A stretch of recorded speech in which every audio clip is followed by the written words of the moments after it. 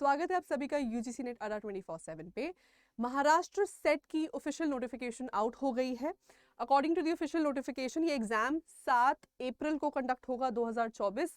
इसकी form filling की प्रक्रिया 12 जनवरी से स्टार्ट होने वाली है। तो एक बार डिटेल्ड नोटिफिकेशन को आज हम इस सेशन में डिस्कस करेंगे कि आपके एग्जाम डेट्स बेसिकली क्या है, कब तक फॉर्म फिल किए जा सकते हैं, एडमिट कार्ड्स कब रिलीज होंगे, सिलेबस क्या रहेगा, एग्जाम पैटर्न क्या रहेगा, एलिजिबिलिटी क्या रहेगी कि आप एलिजिबल हैं इस एग्जाम में बैठने के लिए या नहीं। अगर आपने पहले स्टेट का अपना सेट क्वालिफाई किया हुआ है तो क्या आप फिर से इस एग्जाम में रीअपियर हो सकते हैं या नहीं। नेट क्वालिफाइड है तो क्या आप इस एग्जाम में अपियर हो सकते हैं या नहीं। उसके बाद कितनी फीस आपकी रहेगी और कुछ और इंपॉर्टेंट डिटेल्स है, सब कुछ हम इसमें डिस्कस करेंगे। रिजल्ट कैसे दिया जाएगा ये सब कुछ आज हम इस सेशन में डिस्कस करेंगे, तो अंत तक बने रहिए मेरे साथ। देखिए सबसे पहले तो यहाँ पे मेरे पास एक इंपॉर्टेंट डेट्स का ये पूरा एक टेबल यहाँ पे खुला हुआ है, ऑफिशियल वेबसाइट पीछे मैंने खोली हुई है। तो आपकी फॉर्म फिलिंग की जो प्रक्रिया है वो 12 जनवरी से स्टार्ट होने वाली है और पहला ये जो हमारा चरण है ये 31 तक चलेगा, 31 जनवरी तक। उसके बाद भी आपको तकरीबन हफ्ते का वक्त मिल रहा है फॉर्म भरने का, बट फिर वो आपको लेट फॉर्म फिलिंग फी के साथ उसको भरना पड़ेगा जो है 500 रुपये की। तो 500 रुपये ना भरने पड़े तो आप 12 जिस दिन से फॉर्म फिलिंग स्टार्ट हो रही है अब तभी से फॉर्म फिलिंग अपनी कर लें। 31 तक ध्यान रखें कि ये फॉर्म फिलिंग की प्रक्रिया कंप्लीट हो जाए। उसके बाद आपको 8 तक जो है आपको फाइनल 8 फरवरी तक करेक्शन 8 फरवरी तक आप फाइनली अपनी जो है फी पे कर सकते हैं। वंस दैट क्लोजेस अब आपको ऑप्शन मिलेगा 2 दिनों के लिए अपनी फॉर्म फिलिंग में की गई किसी भी तरीके की मिस्टेक को करेक्ट करने का। ठीक है, तो 8 से 10 फरवरी वो टाइम है और उसके बाद एडमिट कार्ड्स आ जाएंगे 28 मार्च तक। 7 अप्रैल को ये एग्जाम आपका कंडक्ट करवाया जाएगा। अब ये एग्जाम कंडक्ट किस मोड में होगा, तो बिल्कुल उसी मोड में जैसे आपका यूजीसी का एग्जाम होता है। तो 2 पेपर्स हैं, पेपर 1 है, पेपर 2 है, और आप अपने सब्जेक्ट का जो पेपर है वो चूज कर सकते हैं। पेपर 2 में उसका रिजल्ट उसका क्या कहते हैं सिलेबस भी हमें यहाँ पे दिया हुआ है। मैं आपको एक सेकंड दिखा देती हूँ, रुकिए। हाँ जी, फैकल्टीज एंड सब्जेक्ट्स आपको जो है यहाँ पे सारे दिए हुए हैं, तो आप अपना सब्जेक्ट चूज कर सकते हैं। सब्जेक्ट्स ऑलमोस्ट वही सारे के सारे हैं जो नेट में आपको मिलेंगे। ठीक है, सारे वही सब्जेक्ट्स हैं। आई थिंक कोड्स भी तकरीबन तकरीबन वही हैं, नहीं कोड्स वो नहीं है। ठीक है, सब्जेक्ट्स आपको ऑलमोस्ट सारे ही मिल रहे हैं, मराठी, हिंदी, इंग्लिश, संस्कृत, उर्दू, सभी साइंस, फिजिकल एजुकेशन, लॉ, सारे साइंस के सब्जेक्ट, सोशल स्टडीज़ के सब्जेक्ट, लैंग्वेजेस मोस्टली आपको सारी यहाँ पे मिल रही हैं, मराठी, हिंदी, इंग्लिश, संस्कृत एट्सेट्रा। ठीक है जी।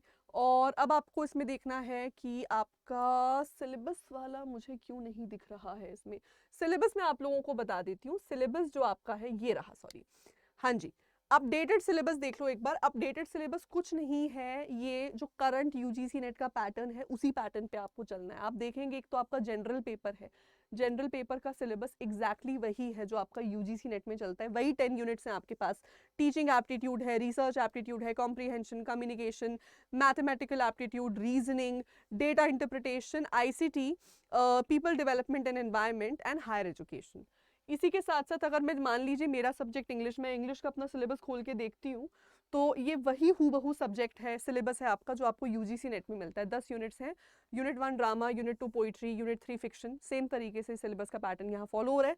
मैंने 2-3 टीचर से ये सिलेबस जो है टैली करवा लिया है, तो अलग अलग सब्जेक्ट्स के अलग अलग टीचर्स इस बात की एफर्मेशन दे रहे हैं, कंफर्मेशन दे रहे हैं कि सेम यूजीसी नेट वाला सिलेबस है। इसका मतलब जितना भी कैंडिडेट इस वक्त यूजीसी नेट जून साइकिल की तैयारी कर रहा है वो साथ साथ महाराष्ट्र सेट की तैयारी कर सकता है। बहुत अच्छी अपॉर्चुनिटी आपके पास यहाँ पे ये आ गई है। अब पेपर का जो है पैटर्न आपका क्या रहेगा, किस तरीके से जो है आपका सिलेक्शन इसमें होगा, तो अगेन सेम पैटर्न जो है यूजीसी नेट वाला। Once you have appeared for the exam, तो सभी जो जनरल कैटेगरी के कैंडिडेट्स हैं उनको दोनों पेपर्स में एग्रीगेट मिनिमम 40% स्कोर करना है, तभी आप एलिजिबल होंगे मेरिट में कंसिडर किए जाने के लिए। और जितने भी रिजर्व कैटेगरी के कैंडिडेट्स हैं, रिजर्व कैटेगरीज में हम यहाँ पे एससीज, एसटी, पीडब्ल्यूडी, ट्रांसजेंडर्स, ऑर्फन्स को लेकर चल रहे हैं, ओबीसी, नॉन क्रीमी लेयर को लेकर चल रहे हैं। इन सभी को जो है यहाँ पे 35% एग्रीगेट के लिए जो है माना जाएगा। ठीक है ना, ये आपको इस बात का ध्यान रखना है। वंस आप अपने ये मिनिमम क्राइटेरिया को फुलफिल कर रहे हैं अब आपको जो है मेरिट के लिए कंसिडर किया जाएगा।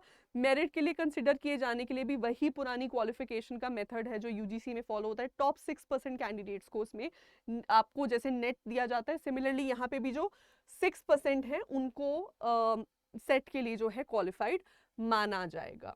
ठीक है, इसी के साथ साथ मैं और आपको बता दूं एग्जामिनेशन स्कीम बिल्कुल वही रहेगी आपकी। 50 क्वेश्चंस रहेंगे पेपर 1 के, each question will carry 2 marks and no negative marking. ये एक सेपरेट सेशन है, ये थोड़ा अलग है नेट से, वरना नेट आपको टोटल 3 घंटे का कंप्लीट स्लॉट देता है, कंप्लीट सेशन देता है। यहाँ पे आप देखेंगे एग्जाम जो है वो 2 सेशंस में कंडक्ट होंगे। तो जो पहला सेशन है आपका वो 1 घंटे का है, जिसमें आपको 100 मार्क्स के लिए काम करना है। अगला सेशन आपका 2 घंटे का है, उसमें आपको पेपर 2 जो आपका कंसर्न सब्जेक्ट है आप उसके क्वेश्चन सॉल्व करेंगे। 100 क्वेश्चंस हैं, ईच क्वेश्चन कैरीज 2 मार्क्स, तो 300 यहाँ पे आपके टोटल नंबर ऑफ मार्क्स हो गए। ठीक है ना। OMR शीट जो है आपको यहाँ पे दी जाएगी, OMR शीट के बेसिस पे आपको जो है अपने आंसर को यहाँ पे कवर करना होगा। ठीक है जी, राइट। और क्योंकि यहाँ पे आंसर शीट दी जा रही है तो एक बात की और क्लैरिटी है, यूजीसी नेट जहाँ पे CBT मेथड में कंप्यूटर बेस्ड टेस्ट लेता है, ये जो आपका पेपर है ये पेन एंड पेपर मोड में होगा। OMR भरना है आपको pen and paper, physical copies आपको मिलेंगी, वहां से आपको इस क्वेश्चन को आंसर करना होगा। ठीक है ना, ये सब आप लोग कर लेंगे। अब एप्लीकेशन फ़ी की बात कर लेते हैं। तो जितनी भी ओपन सीट्स हमारे पास हैं सभी ओपन कैंडिडेट्स के लिए 800 रुपये फ़ी है, और बाकी रिजर्व कैटेगरी कैंडिडेट्स के लिए जो है यहाँ पे 650 रुपये फ़ी है। इस बात का जो है आप लोग ध्यान रखेंगे।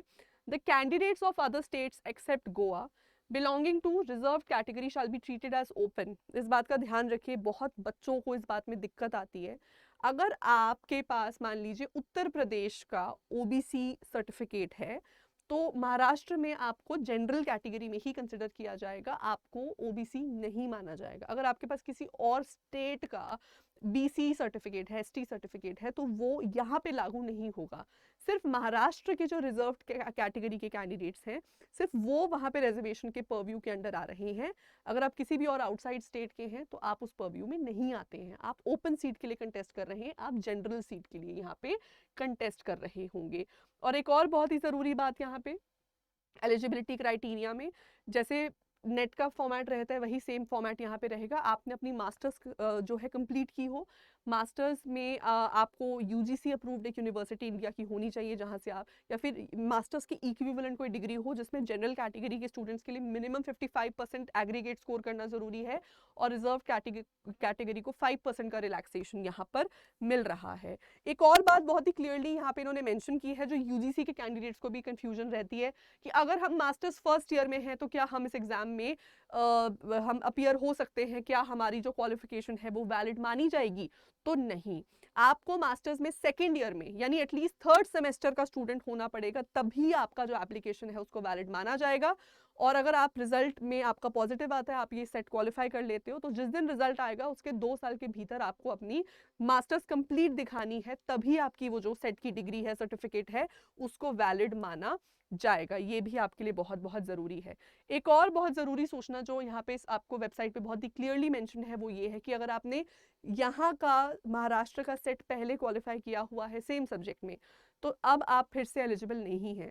और ये बात आप सब लोग एक और बात भी सुनिए, बहुत लोग ऐसे बोलते हैं कि हमारा 3 बार नेट क्वालिफाइड है, हमारा 4 बार JRF क्वालिफाइड है। देखिए ये एक बहुत ही वेग और एक बहुत ही फ्यूटाइल सर्टिफिकेशन है 2-3 बार नेट क्वालिफाई कर लेना, क्योंकि ये एक लाइफ टाइम वैलिडिटी का सर्टिफिकेट है। मतलब अगर आपने 23 साल की उम्र में भी नेट क्वालिफाई कर लिया तो 80 साल की उम्र में भी आप उसका फ़ायदा उठा सकते हैं। आपको बार बार नेट क्वालिफाई करने की, बार बार JRF लेने की ज़रूरत नहीं है। तो यहाँ पे तो महाराष्ट्र गवर्नमेंट ने बहुत ही क्लियरली यहाँ पे मेंशन किया हुआ है कि लीगल एक्शन लिया जाएगा उन कैंडिडेट्स के अगेंस्ट जिन्होंने MH सेट पहले क्वालिफाई किया हुआ है सेम सब्जेक्ट में, और अब फिर से वो सेम एग्जाम देने आ गए हैं। इनिशिएटिंग लीगल एक्शन, देखिए बहुत ही क्लियरली यहाँ मेंशनड है, क्योंकि आप बेसिकली एक पोटेंशियल कैंडिडेट की सीट खराब कर रहे हैं अगर आप फिर से यहाँ पे अप्लाई कर रहे हैं। तो ये वाला काम जो है आप लोगों ने नहीं करना है, इस बात का ध्यान रखना। अब इसके लिए अप्लाई कैसे करना है, जैसे कि मैंने बताया 12 जनवरी से जो है फॉर्म फिलिंग की प्रक्रिया स्टार्ट होगी। तो वो आपकी पासपोर्ट साइज फोटो कितने MB कितने KB की होनी चाहिए, आपके जो सिग्नेचर्स हैं वो कितने KB के होने चाहिए, उसकी डायमेंशंस वगैरह सब कुछ यहाँ पे बहुत अच्छे से मेंशन है।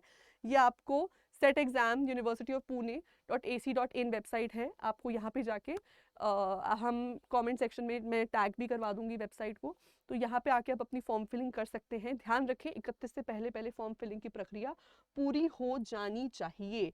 एडमिट कार्ड्स ऑफ कोर्स आपको एग्जाम से पहले बता ही दिया है, 28 मार्च को जो है एडमिट कार्ड्स बता देंगे आपको कि आपका सिटी क्या है, सिटी इंटीमेशन मिल जाएगा। 7 से आपके एग्ज़ाम से शुरू होंगे। और इसके अलावा कोई और ज़रूरी सूचना मुझे नहीं दिख रही है। बाकी आप सब लोगों को पता ही है, क्वेश्चन पेपर्स का लिंक जो है हमें यहाँ पे दिया हुआ है, तो आप पुराने क्वेश्चन पेपर्स चेक कर सकते हो। जैसे कि 2023 मार्च में जो पेपर हुए हैं यहाँ पे, मान लीजिए इंग्लिश का मैं जनरल पेपर खोलती हूँ, तो जनरल पेपर सेट ए में जो भी एग्ज़ाम यहाँ पे हुआ है उसके क्वेश्चन पेपर यहाँ पे अपलोडेड हैं। तो आप प्रीवियस ईयर क्वेश्चन पेपर्स को चेक कर सकते हैं एस्टिमेट लगाने के लिए कि किस लेवल का, किस तरीके का क्वेश्चंस आपको पूछा जा रहा है, सो दैट आप अपनी तैयारी अकॉर्डिंगली करें। ठीक है जी, चलो, तो बहुत अच्छी अपॉर्चुनिटी है सभी कैंडिडेट्स के लिए। जितने भी कैंडिडेट्स यहाँ पे हैं वो जून नेट की तैयारी कर रहे थे, बहुत अच्छी अपॉर्चुनिटी उनके हाथ में आ गई है कि अब बिल्कुल उसी से 1-2 महीना पहले आपका ये सेट का एग्जाम हो जाएगा, तो बहुत ही रेलिवेंट रहता है। अब एक डाउट जो मेरे कैंडिडेट्स के मन में रहता ही है और पूछते रहते हैं बच्चे कि मैम अगर हमारे पास एक नेट सर्टिफिकेट है तो क्या हम फिर से सेट देने जाएं? तो बिल्कुल भी ज़रूरत नहीं है आपको। नेट एक नेशनल एलिजिबिलिटी सर्टिफिकेट है, सेट एक स्टेट एलिजिबिलिटी सर्टिफिकेट है। अगर आपके पास नेशनल एलिजिबिलिटी सर्टिफिकेट है तो क्या आपको ज़रूरत है स्टेट एलिजिबिलिटी की? नहीं। अगर आप हरियाणा से हैं, पंजाब से हैं, यूपी से, असम से, मेघालय से हैं और आपके पास नेट का सर्टिफिकेट है, तो आप इंडिया की किसी भी दूसरी स्टेट में एलिजिबल हैं उधर के पब्लिक सर्विस कमीशन के थ्रू असिस्टेंट प्रोफेसर बनने के लिए। तो किसी और की सीट ना खराब करें, अपने रिसोर्सेज ना खराब करें, अपना टाइम ना खराब करें। नेट है तो यहाँ आने की ज़रूरत नहीं है। अगर आपके पास महाराष्ट्र का ही सेट है तो भी आने की ज़रूरत नहीं है। अगर इसमें से कुछ भी नहीं है, ओनली इन दैट केस ये आपके लिए बहुत अच्छी अपॉर्चुनिटी है, ताकि आप ना कि सिर्फ इसको क्वालिफाई करने का चांस रखें potentially, but at the same time अगर नहीं भी आप किसी और स्टेट के और आपको लगता है कि आपको इसकी ज़रूरत नहीं है, तो एटलीस्ट अगर आप यहाँ रिसोर्सेज थोड़े से इन्वेस्ट कर लो तो शायद नेट का एक बहुत अच्छा प्रिपरेशन आपको यहाँ पे मिल जाएगा।